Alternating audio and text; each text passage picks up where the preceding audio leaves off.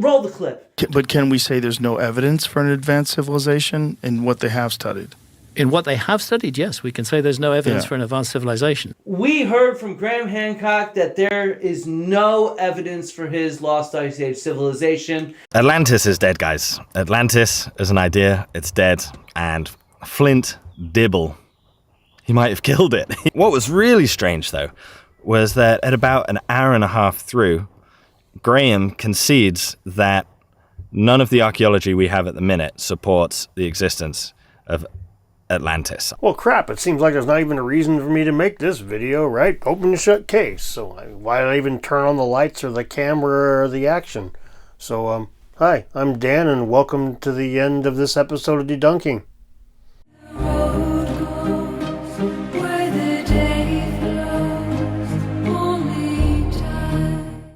Alright, so obviously there's something to talk about here, but what is it? Well, let's start by looking at the entire quote instead of just that little piece that Flint showed us. Yeah, I can go back up there. We're looking at Bimini? less than 5% of the continental shelves that have been studied at all by archaeology. I'm not surprised that we find hunter-gatherer traces underwater. I'm very glad that we do. I would be very surprised if we didn't. But what I'm saying is that not enough of that 27 million square kilometers has been investigated. Only a tiny fraction has been investigated. And that fraction is not enough to draw the conclusion that we can absolutely say there was no lost civilization. Same goes for the Amazon rainforest. Same goes for the Sahara Desert. But can we say there's no evidence for an advanced civilization in what they have studied? In what they have studied, yes, we can say there's no evidence for an advanced civilization. So here it is quite clear they're talking about the underwater archaeology that's been done, not all the archaeology on the entire planet. Here, listen to the beginning of the clip again. Yeah, I can go back up there. We're looking at Bimini? less than 5% of the continental shelves that have been studied at all by archaeology. Now, Graham does mention the Amazon and the Sahara, so this is still a case of Atlantis of the gaps. But my point here is the quote is being completely misconstrued. He's talking about underwater archaeology only, and they're making it out to be, he said there's no evidence whatsoever of his lost civilization. And Flint kicked that off. Let's be very clear about that. And let's also be clear. If you were to ask Mr. Hancock, hey, Graham, what do you think about the evidence for your lost civilization? What would you provide? He would immediately go to the things that he's mentioned in his books. It's not like I have to speculate very hard here. He would say things like the P.V. Rees map, the Erroneous Phineas map, the astronomy that some of these ancient civilizations had that he would say is out of place. Now, you might not agree with those as evidence, but that's what he would call evidence. Myths, legends, gigantic stone edifices that he believes could not be built without some form of higher technology than we attribute to the ancients. For example, even the Great Pyramid falls into this. Now, the Great Pyramid of Giza is probably the most stunning of all these ancient structures. And the stones are immense, and some of them were cut from a quarry that's hundreds of miles away. How do you think they did that? Well, some of them, the granite in the Great Pyramid comes from more than 500 miles to the south. If you look at the famous King's Chamber, its walls and its roof are, the ceiling of the King's Chamber are all made with gigantic granite blocks. Stunning detail. Stunning detail. Those blocks on the roof of the King's Chamber weigh 70 tons each. Now, Egyptologists will tell you that, they could move heavy blocks because they put them on wet sand and they push them along on wet sand. Well, maybe if you're just at ground level, that will do. But when you're 350 feet above the ground, as you are in the King's Chamber, that won't do at all. I don't know how they did it. All I know is they did it. I don't think anybody knows how they did it, how they lifted those stones, how they brought them up to that level. I think we're looking, again, at a lost technology. Yes, I just proved to you that Graham Hancock believes the pyramids are products of ancient high technology in order to counter an argument made by an archaeologist. We truly live in bizarro world. One where everyone pretends they don't know what they do in order to feel like they gotta win by proxy on Joe Rogan. It's kind of scary, to be honest, because this isn't new. Hancock has always claimed his evidence consists of myth, legend, a few quote-unquote precision things in the record, and the massive stone structures we see around the world. And Flint is completely aware of this. As a matter of fact, he led with this in the debate as a mutually agreed upon thing between him and Mr. Hancock. Check it out.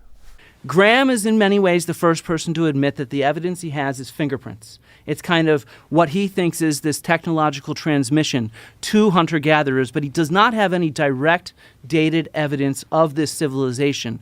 It's, after all, a lost civilization, right? So it is a bit underhanded to then hold up a clip of Hancock agreeing with that point, one Dibble highlights that is in fact an agreed upon point out the gate, and then say, haha, gotcha, especially when he's removed some of the context. And the result of this dishonesty? Well, I showed you a little taste of it at the beginning of this video.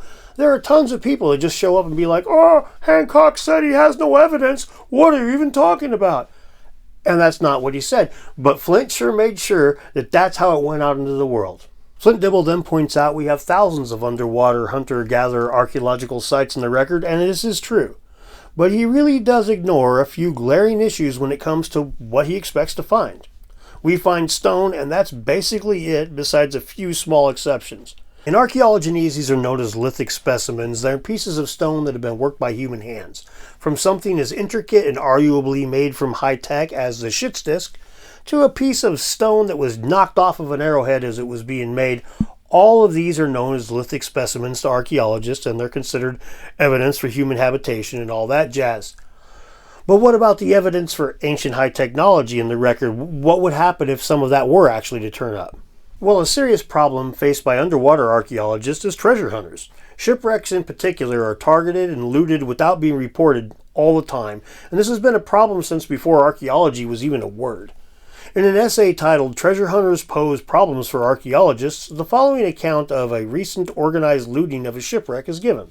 On October 5, 1804, the frigate La Mercedes came to the end of its journey at the bottom of the sea near Cape of St. Mary at the south of Portugal. A surprise attack by the English wiped out the fleet, which was about to reach its destination. At the time, the two nations were at peace. However, that didn't matter much to the British Royal Navy. The tides and the fish were the silent guardians of the treasure, which remained with the sunken Mercedes for more than 2 centuries. That is, until its discovery was announced with great fanfare in 2007. Since 1999, electric lights and robotic submarines have been periodically disturbing the peace of the seabed in secret. The company Odyssey Marine Exploration was sweeping the bottom of the sea in search of the wreck, even though this was a potentially delicate archaeological site. It found its target, almost 600,000 silver and gold coins minted in Peru during the time of Charles IV, the King of Spain. The coins were transferred from Gibraltar to Florida, where Odyssey had its headquarters. However, the Spanish government initiated a lawsuit against the company. In 2011, the 11th Circuit Court of Appeals in Atlanta, Georgia, upheld the decision of a Florida judge who ruled in favor of Spain. The coins were returned in 2012 under a legal decision that no longer allowed any type of appeal or reversal. However, investigators still discovered that the company had wrongfully hidden some of the objects recovered from the site in Gibraltar. In the end, the company was forced to return everything and pay a large sum of court costs. So even today, with all the laws protecting underwater archaeological sites from treasure hunters are still a big problem, even in the form of like organized companies going to do it. And we don't know for sure what they hid totally. We just know what we found out that they hid. They may have hid all kinds of cool stuff that we don't know. I've talked about this kind of thing before. Where Are the Missing Artifacts, I believe is the name of the video. There'll be a link down below. The thumbnail looks like that. You know how to find my other videos. I assume if you're watching me, you're astute enough to figure that one out. That's what it looks like if you're interested. But one thing I didn't get into there was if we think of the possibility 10,000 years ago there were people looking for treasure underwater with technology that they recently lost being their primary focus, right? They're looking for old cool tech. It wouldn't be a surprise at all that all we found today was stone, with the occasional piece seeming a bit too well made for the time that it came from, but that's about it. Or consider the possibility of 10,000 years of treasure hunting on the coast.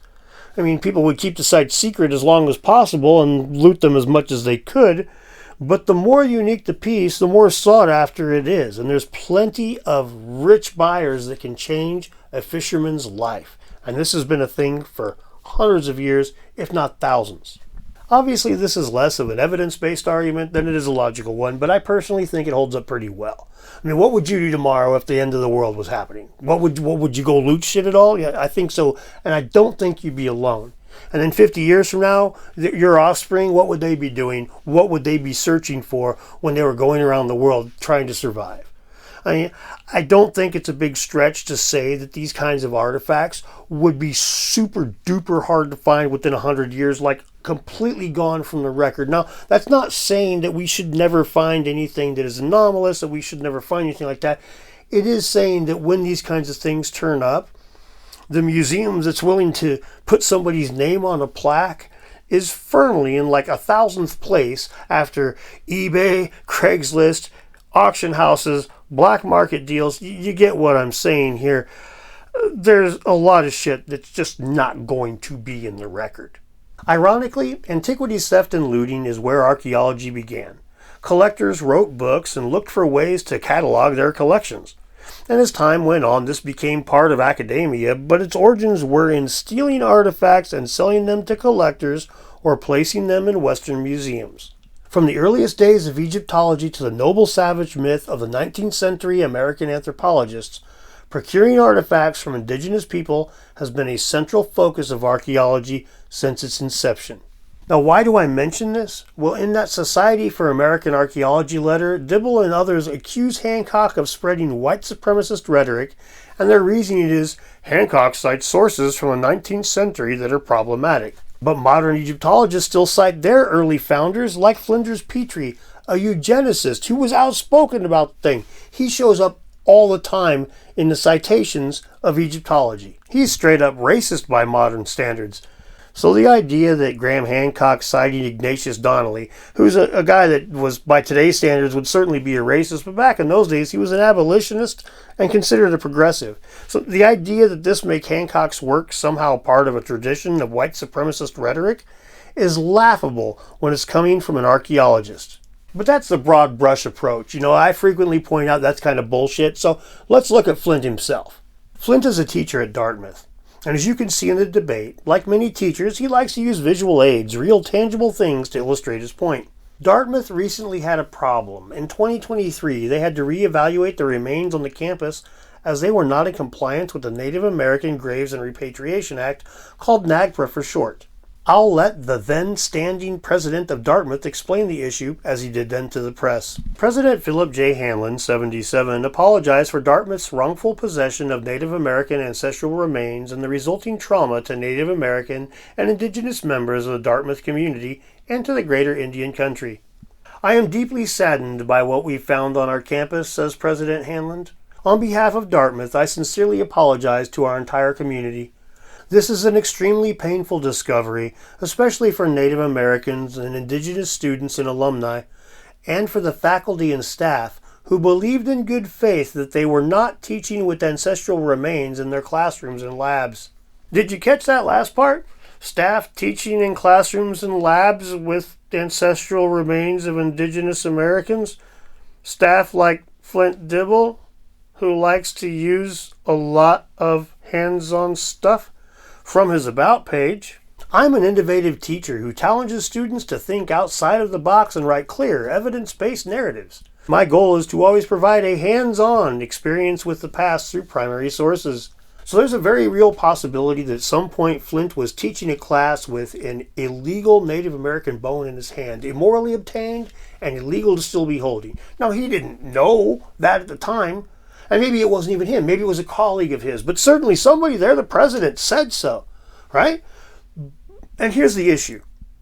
This is the kind of thing I would normally never talk about because this is something they have to clean their own house. This is history correcting itself. We're getting more modern. We're figuring shit out. We fix the sins of our past as best we can. But Flint wants to say, oh, look at Graham Hancock's tradition of racism. Look at all these Atlantis hunting people and their tradition of racism because Ignatius Donnelly said some words. So compare the words Ignatius Donnelly said to the still holding bones that you're not supposed to be, quite possibly teaching them in a class when Native Americans might well believe that those bones should not be in a shoebox or in a classroom or a lab. They should be respected and buried in accordance with their religious beliefs. Who is doing the most damage today, right now? It's an absolutely absurd proposition for Flint to come out and say that Graham Hancock's stuff is spreading this kind of crap when he's working at an institution that has to make these kinds of apologies still today. And no matter how Flint wants to spin this, nobody is holding the bones of indigenous people in the name of Graham Hancock. But Flint, he'll just try to diminish all this, and he'll just say, I'm asking you to distance yourself from that. Is actually what I'm trying to do. But that's not what you're doing, though. In the debate, he says this, but nowhere else does he ever say this. Just watch how he waffles here. Watch for all the rest of his confidence that he portrayed throughout the debate. He was nervous, but he had some confidence. When Joe hit him with this one, when Graham hit him with this one and Joe held his feet to it, boy, oh boy, did the flight part of fight or flight kick in, and we just got a bunch of bullshit. Archaeologist Flint Dibble says Hancock's claims reinforce white supremacist ideas, stripping indigenous people of their rich heritage, and instead giving credit to aliens or white people. Actually, I've never... Did you really say that? No, I said that this idea of Atlantis, the way it goes back 200 years, it has been used for those reasons. So are you saying your quote is incorrect? I think that it's editing me out of context, Graham. I've never called you a white supremacist or a racist. No. It's stripped credit away from local cultures of their heritage. Right, but he's not doing that. I never said he did. I said that he's citing these sources. But this is something that is a very nuanced subject. Mm-hmm. And when you say that it reinforces white supremacy...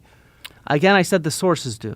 Reinforce white supremacist ideas, stripping indigenous people of the rich heritage, and instead giving credit to aliens or white people. None of those things are true. I know. Graham doesn't even talk about aliens. Right, but and so that's did you why say that? I said that not in specific relation to Hancock's claims, but in specific relation to this narrative of Atlantis that has gone back hundreds of years. Here's the Guardian. So they're misquoting you, are they? As Dibble states, such claims reinforce white supremacist ideas. They strip indigenous people of their rich heritage and instead give credit to aliens or white people. Why didn't you get the Guardian to put that right? Well, I don't. Did you actually say that, though? I did not say that Graham reinforces white supremacist ideas. As I've said, so this quote is not real? They stripped the stories of Atlantis. Yes, right. So the quote reinforce white supremacist ideas. That's not yours.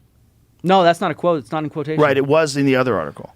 That's what I'm getting to. And again, they strip indigenous people of their rich heritage and give credit to aliens or white people. Well, in short, the series promotes ideas of race science that are outdated and long debunked. And this is your own... Right, but that's not his quote, This is your own article, Flint. Here you are. I'm quoting from... That's a quote from your article published in The Conversation. So this quote is not real? They stripped the stories of Atlantis. Yes, right. So the quote reinforce white supremacist ideas. That's not yours. No, that's not a quote. It's not in quotation. Right. It was in the other article. And he knows he's full of shit. Here's all of his talk of white supremacy in the article he wrote right after the debate. My goal is to share the magnitude and diversity of human achievement. Pseudo-archaeology robs indigenous peoples of their heritage.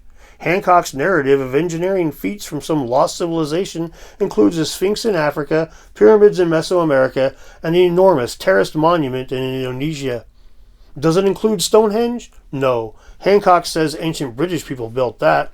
Hancock and other pseudo-archaeologists center white Europeans as able creators while chalking up the accomplishments of other peoples to outside influencers, the Atlantis civilization, aliens, lizard people, or the lost empire of Tartaria.